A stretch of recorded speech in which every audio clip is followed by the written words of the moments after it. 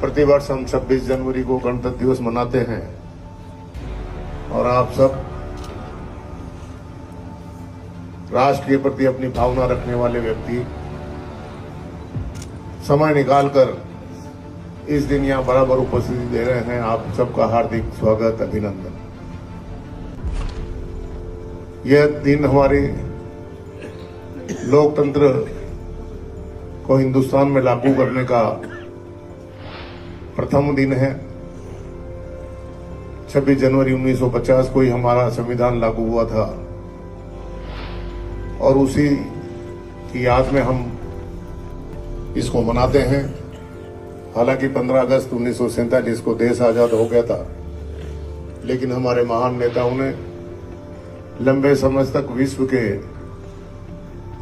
समस्त संविधानों का अध्ययन करने के बाद निष्कर्ष निकाल करके कि हमारे देश के हित में यह संविधान उचित रहेगा, उसको 26 जनवरी 1950 को लागू किया। जब से हम मना रहे हैं, यही कारण है कि आज पाकिस्तान भी हमारे साथ ही एक दिन पहले 14 अगस्त को आजाद हुआ था या देश का विभाजन हुआ था, लेकिन उनके संविधान में इतनी कमजोरियां थी कि वहां कभी लोकतंत्र कायम ही नहीं रह सकता। आधे से ज्यादा समय तक वहां सेना राज कर रही है और प्रधानमंत्री और राष्ट्रपति तो बिल्कुल पंगु बने हुए हैं सेना के सामने। जबकि हमारे हिंदुस्तान में जब से देश आजाद हुआ, जब से आज दिन तक इस प्रकार की कोई परिस्थिति जो पाकिस्तान में निर्मित होती है वैसी नहीं बन पाई। ये महान हमारे नेताओं की लंबी सोच, अध्ययन और उसके कारण से सफल हुआ। लेकिन फिर भी हमें अब सावधान रहने की आवश्यकता है, क्योंकि उसी संविधान का दुरुपयोग करके लोग आजाद बने लोकतंत्र की आवरण पहना करके दबाव की राजनीति बना करके जनता पर प्रभाव डालना चाहते हैं। जनता को जैसे बंधुआ हो, जैसे गुलाम हो, उस प्रकार से ट्रीटमेंट करना चाहते हैं। ऐसी शक्तियों से सावधान रहने के लिए कांग्रेस के साथियों को और विशेषकर संविधान में विश्वास रखने वालों को मजबूती से इन शक्तियों का सामना करना पड़ेगा। जब जाके हम अपने संविधान को अक्षुण्ण रख पाएंगे। चुनाव में भी अब की बार 400 पार का नारा लगा था। अगर वो नारा सक्सेस हो जाता तो शायद ये 26 जनवरी को इस प्रकार से हमें ध्वज लहराने की आजादी मिलती या नहीं मिलती, काफी तोड़-फोड़ बदलाव हो जाता।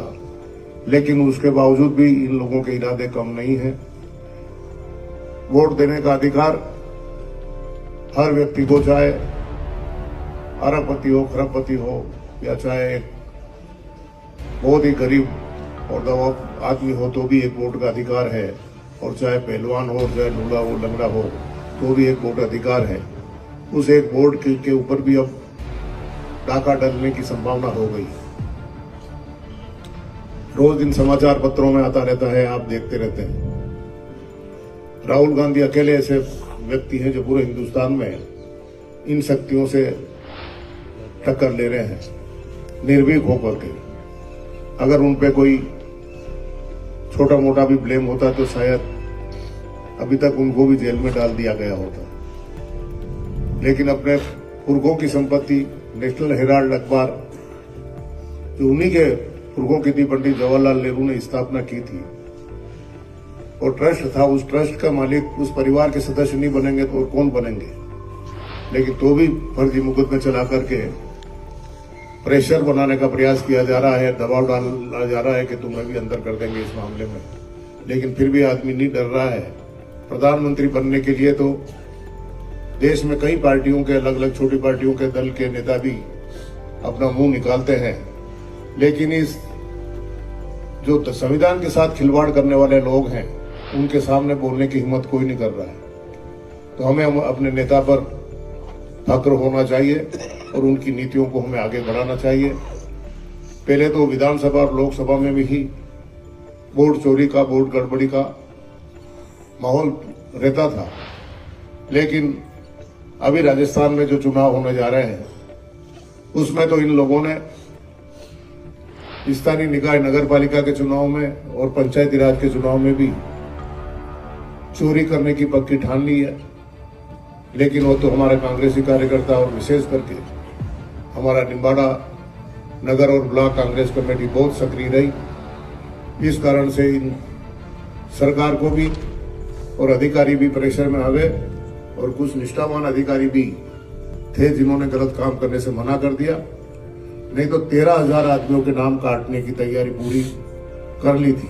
13,000 फार्म भर करके एसडीओ के पास पहुंच गए थे कि इन व्यक्तियों के नाम काटे जाए जो समस्त कांग्रेस समर्थित आदमी थे।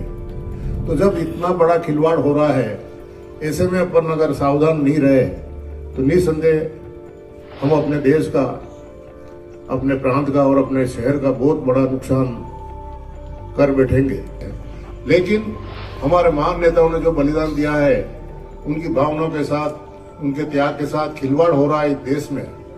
इसलिए आप सबसे निवेदन है कि आज का दिन कसम खा कर जाए और पार्टी हित में काम करके लोकतंत्र की रक्षा करें। धन्यवाद। जय हिंद।